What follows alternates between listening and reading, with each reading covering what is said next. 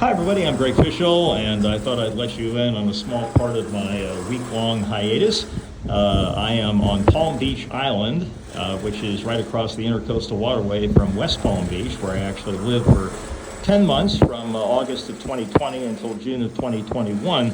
A lot of people get confused when they hear West Palm Beach being on the east coast of Florida, but the reason for that is that it's west of the Intercoastal Waterway, and Palm Beach is east of the Intercoastal Waterway and on the ocean, so hence the difference. So you're looking right down Worth Avenue, which is the Rodeo Drive of the East Coast. Virtually every high-end shop, store, whatever you want to call it, is here. And the people that live on this island have a net worth at a level that I am not familiar with. But nonetheless, it is fun to people watch here and get an idea as to how the other half lives. Now, just to give you a little bit of history, originally I had accepted a job with a energy trading company that was based in Amsterdam in the Netherlands, but they had a U.S. part or U.S. branch of the company. And so I was going to move from Raleigh to West Palm Beach for the offices that were located down here. Then they decided that they'd rather have me in Houston, Texas at the Energy Trading Center. And so I went down to Houston, not exactly a place that I had always wanted to go to. No offense to anybody watching this that is from there. But just, a long ways away from the East Coast. And anyway, so I was all set to move, and then COVID hit, and the U.S. branch of that company shut down, and that was that. But I had thought, West Palm Beach seemed like a nice place, and so I figured I'd give it a shot.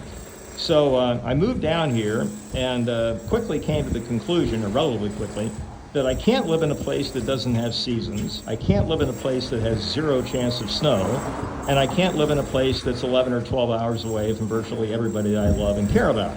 And so it's a nice place to come back and visit, see a few friends, but that is about it.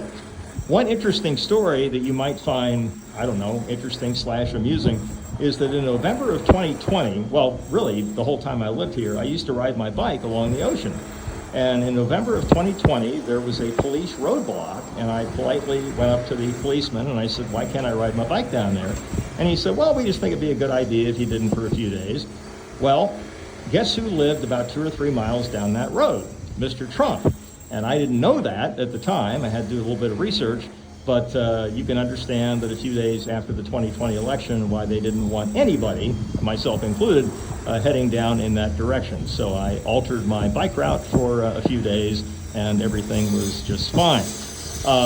Now, I am actually standing inside of a clock tower, a famous clock tower here, because the first attempt I had at the video, the wind was so bad that it was creating all sorts of havoc with the sound.